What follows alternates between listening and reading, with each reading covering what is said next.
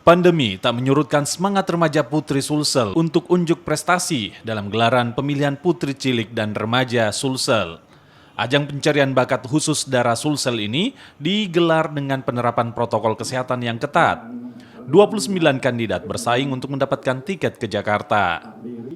Dibuka langsung oleh Kepala Dinas Pariwisata Provinsi Sulawesi Selatan, Denny Irawan, kegiatan pemilihan Putri Cilik dan Remaja Sulsel memasuki babak final. Babak akhir ajang pencarian bakat ini diikuti oleh 29 orang peserta yang berasal dari 9 kabupaten kota di Sulawesi Selatan.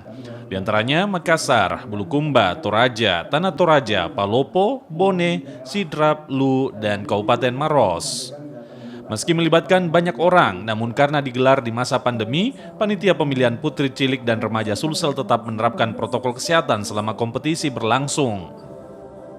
Untuk kepada seluruh finalis agar tetap semangat walaupun di tengah pandemi ini, karena sebelum pandemi dan setelah pandemi juga itu sama, tetap diajar catwalk dan juga materinya semua tentunya sangat-sangat bagus, sangat-sangat bermateri. Dan untuk yang ditampilkan nanti di tingkat nasional, catwalk, public speaking dan lain sebagainya itu sudah dipersiapkan. Boleh kalah dengan pandemi, itu kan pesan pemerintah, tapi protokol kesehatan harus nomor satu gitu.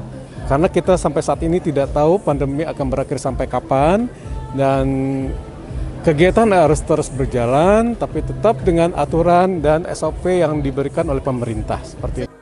Untuk sampai ke tahap ini, berbagai ujian harus dilewati seperti tes wawancara, tes tertulis, unjuk seni budaya dan bakat, public speaking, dan catwalk.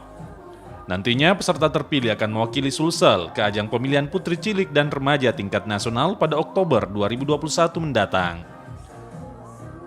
Nila Rustam, Kompas TV Makassar, Sulawesi Selatan.